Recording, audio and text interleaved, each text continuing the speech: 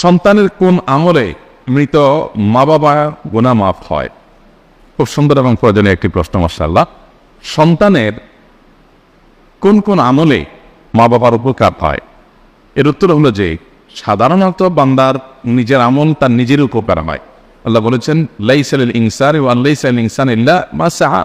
মানুষ নিজের জন্য যেটা পরিশ্রম করে কামাই করেছে, উপার্জন করেছে, সওয়াব আহরণ করেছে, এটাই তার। আরেকজন তারটা কামাই করে দিবে না, দিতে পারে না। এটা হলো সাধারণ কথা।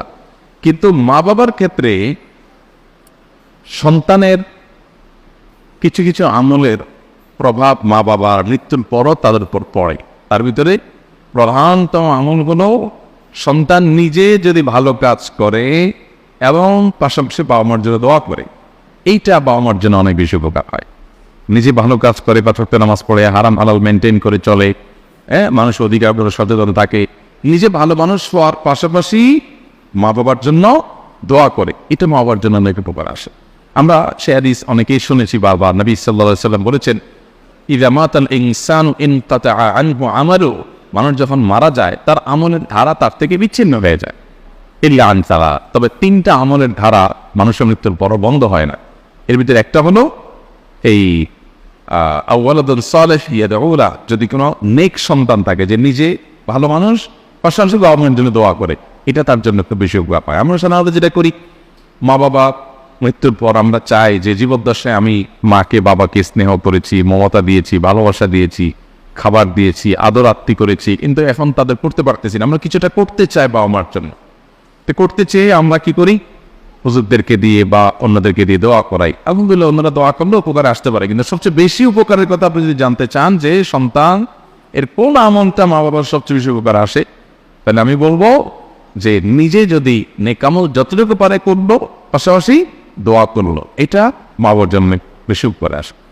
পুরো হাদিস থেকে আমরা জানতে পাই যে কোনো কবরবাসীকে আল্লাহ তাআলা জান্নাতের যে নেয়ামত তাকে ভোগ করাচ্ছিলেন, এটা তার ক্লাসটা উন্নীত হয়, আপার ক্লাসের নেয়ামত সে পেতে থাকে।